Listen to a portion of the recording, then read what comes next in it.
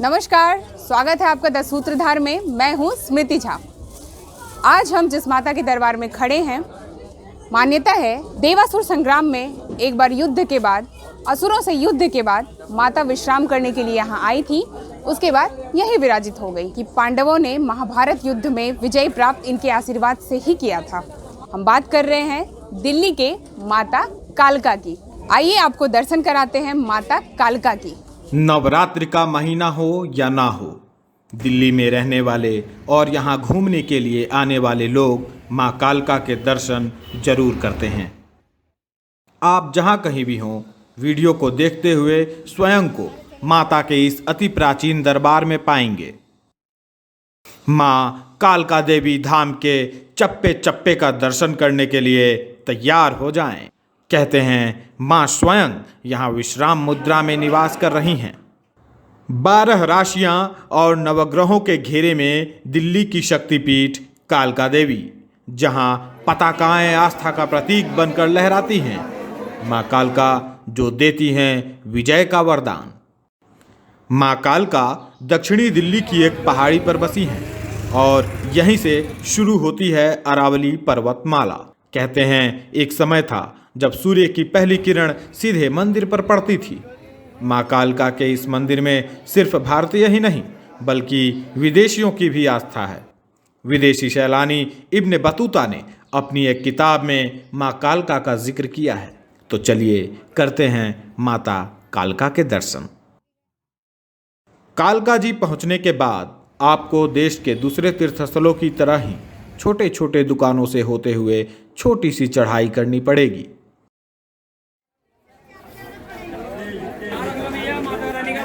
माता का फूल ले लो, चपला ले लो, यहाँ पर तो भैया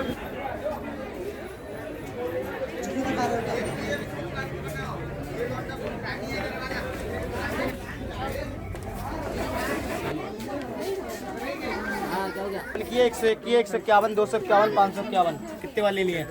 ये 551 ढाई मीटर चुन्नी है, 16 सिंगार है, चांदी 76 है, पूरी चौकी है, ढाई मीटर चुन्नी, फैमिली वाली थाली है। अच्छा। बोलो इसमें क्या क्या होता है? इसमें सब चीज होता है, माता रानी का सब चीज, चुन्नी उन्नी अगरबत्ती सिंगार सब चीज होता है।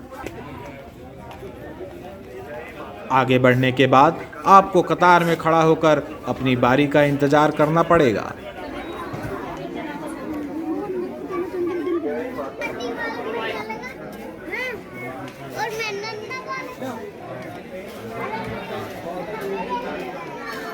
भीड़ नियंत्रित करने के लिए मंदिर प्रशासन की तरफ से लोगों की नियुक्ति भी की गई है। आगे बढ़िए, रास्ते पकड़े मत रहो। जैन परसमा जेब का जनक मगजी आगे बढ़ रहे। क्या नाम है आपका? जितेंद्र। आगे बढ़िए मगजी आगे, रास्ते पकड़े मत रहो। कितना चैलेंजिंग काम है, लोग कितनी सुनते हैं आपकी?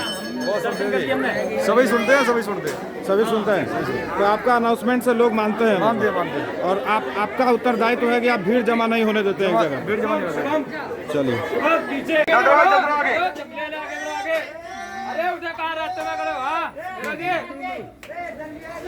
लोग यहाँ भगवान के दर्शन भी करते हैं और भगवान को खरीद के घर में भी ले जाते हैं। ये आप देख सकते हैं खूबसूरत मूर्तियाँ। नवरात्र के समय में तो यहाँ और भी लंबी कतारें लगती हैं।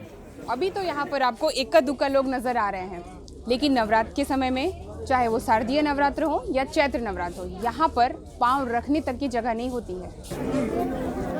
किस्तों में लोगों को अंदर जाने दिया जाता है और दर्शन के बाद कुछ ही सेकंड्स का दर्शन होता है। उसके बाद उन्हें फिर आगे बढ़ने के लिए कहा जाता है। ये जो है मंदिर के गर्भगृह तक जाने के लिए जो लंबी लाइन लगी हुई है, जो कतार है, आप देख सकते हैं। कालका जी मंदिर में आए सभी भक्तों का स्वागत है। मंदिर में आने वाले भक्तों से अनुरोध है, कोरोना के चलते किसी भी प्रकार का प्रसाद जैसे नारियल, चुन्नी, फल, फूल, प्रसाद इत्यादि ना चढ़ाएं तथा सभी भक्तों से निवेदन है कि 2 गज की दूरी व मास्क लगाना जरूरी है। मास्क कुछ लोग जरूर लगाए हुए हैं, लेकिन जब आप देखेंगे तो सोशल डिस्टेंसिंग के नाम पर थोड़ी सी जो है लापरवाही यहाँ आपको देखने को मिलेगी। कई घंटों तक लाइन में खड़े रहने के बाद अब हम पहुँच चुके हैं मंदिर के द्वार पर। आइए बस कुछ ही कदम दूर हैं हम मंदिर के मुख्य द्वार से। जहां से अंदर जाकर होंगे माता के अद्भुत दर्शन। लीजिए, ये रही माता। कर लीजिए दर्शन, मांग लीजिए वरदान, फिर आपको बताएंगे माता के दिनचर्या के बारे में।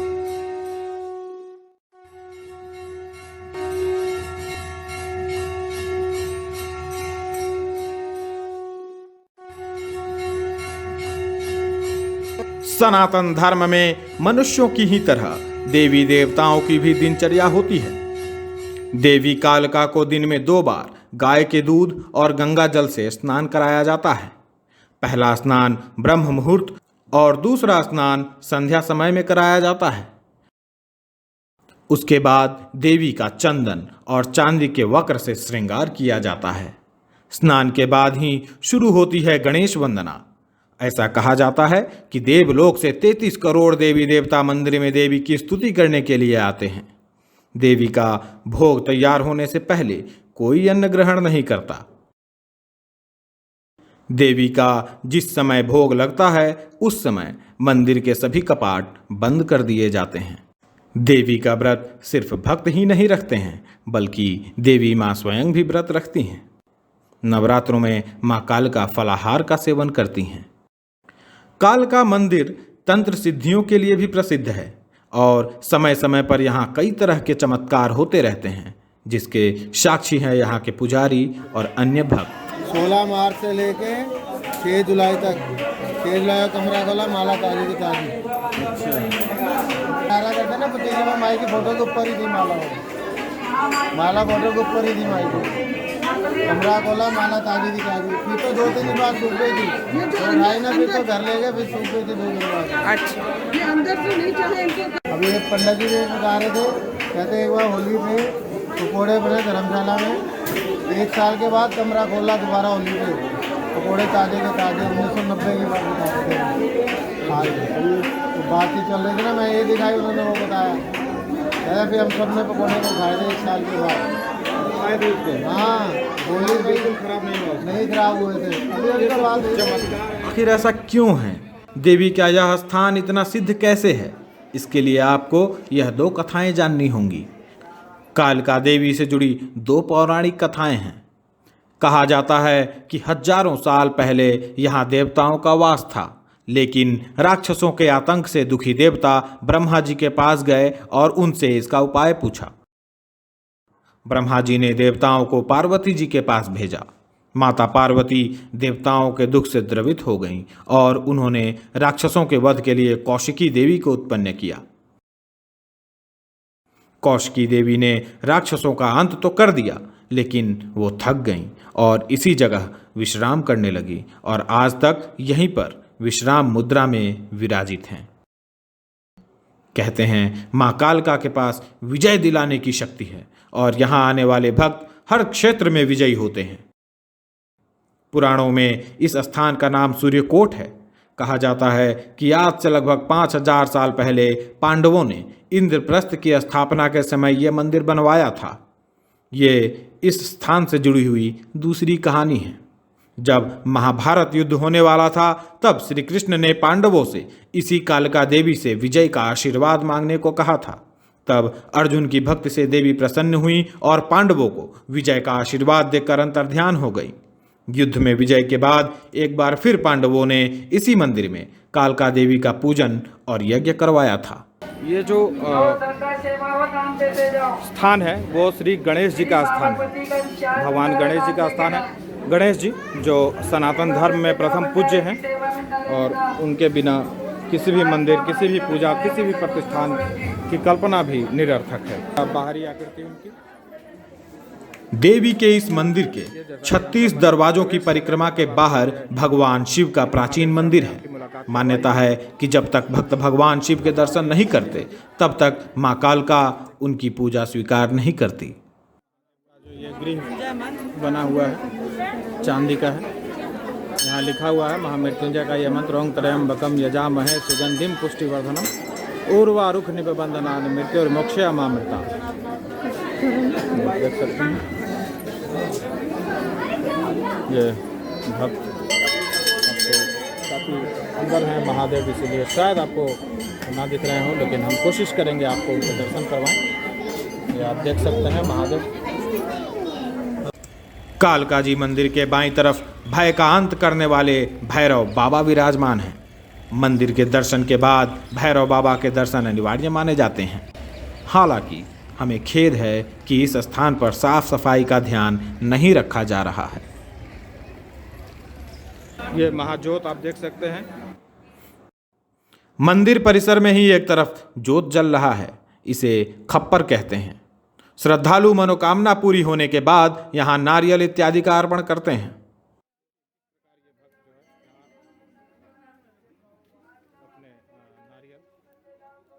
इससे जो है माना जाता है कि यहाँ आने लोगों की मनोकामनाएं पूरी होती है। जिन्हें अपने कार्यक्षेत्र में विजयश्री प्राप्त करना होता है, वो माता का आशीर्वाद लेते हैं और यहाँ पहुँचते हैं। अलग अलग तरीके, अलग अलग स्वरूप में लोग अपने मन्नत मांगते हैं, अपनी मनोकामनाएं पूर्ण करते हैं। कुछ लोग देखिए ये जो महाज्योत है इसकी परिक्रमा कर रहे हैं। ये माई का अखंड ज्योत है, खप्पर बोलते हैं। और खप्पर में भक्त लोग अपने मनोकामना को पूर्ण करने के लिए माई को भोग देते हैं। सबसे अधिक शनिवार को और रविवार को भीड़ होती है। शनिवार और रविवार। और एक नारियल का क्या कीमत होता होगा?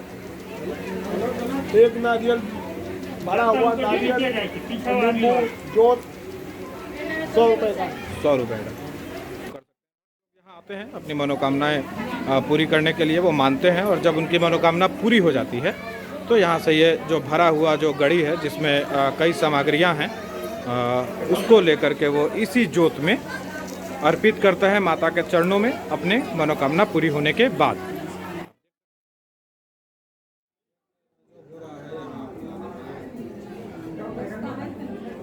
मंदिर में आए माता के भक्त यहाँ के प्राचीन हवन कुंड की विभूति साथ लेकर जाते हैं। इस हवन कुंड में 24 घंटे अग्नि प्रज्वलित होती रहती है।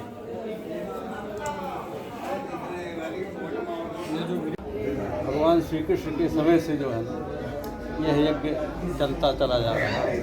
जैसे महाभारत समय से ही कहा जाता है कि पांडवों, तो पांडवों ने जो है कहा जाता है कि यहाँ पे आकर के उन्होंने पहले यज्ञ किया था, तो वही है। अच्छा, वही कुंड है। कुंड वही है या स्थान परिवर्तित हुआ है? यही कुंड है, ये कुंड स्थान यही है, यही स्थान है। यहीं पे उन्होंने हवन किया था और वही हवन कुंड आज भी यही बना हुआ है और यही चल रहा है। कहते हैं शक्तिदायिनी देवी के दरवाजे पर धागा बांधने से सभी मनोकामनाएं पूरी होती हैं। जो मांगोगे वही मिलेगा। और यहाँ ये जो पंडित जी हैं वो बता रहे हैं कि जो मांगोगे वही मिलेगा।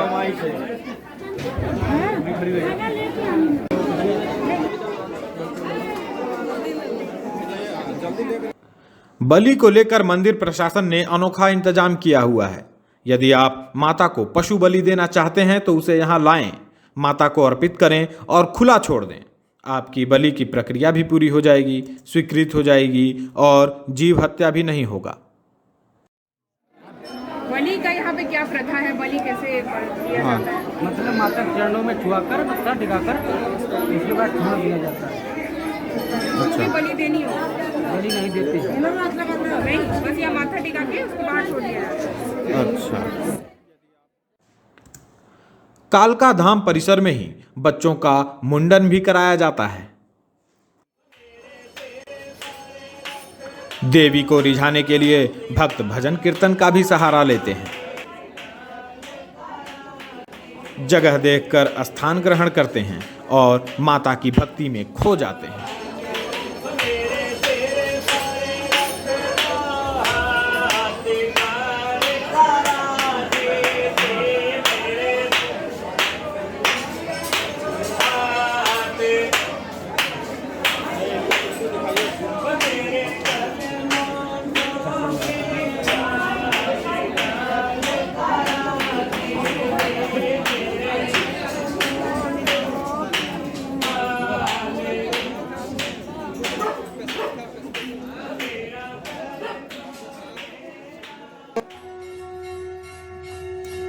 दिल्ली की सिद्धपीठ मां कालका देवी विजय की दात्री हैं और श्रद्धालु जीवन के हर क्षेत्र में विजयी भवा का आशीर्वाद लेने मां के द्वार पर आते हैं।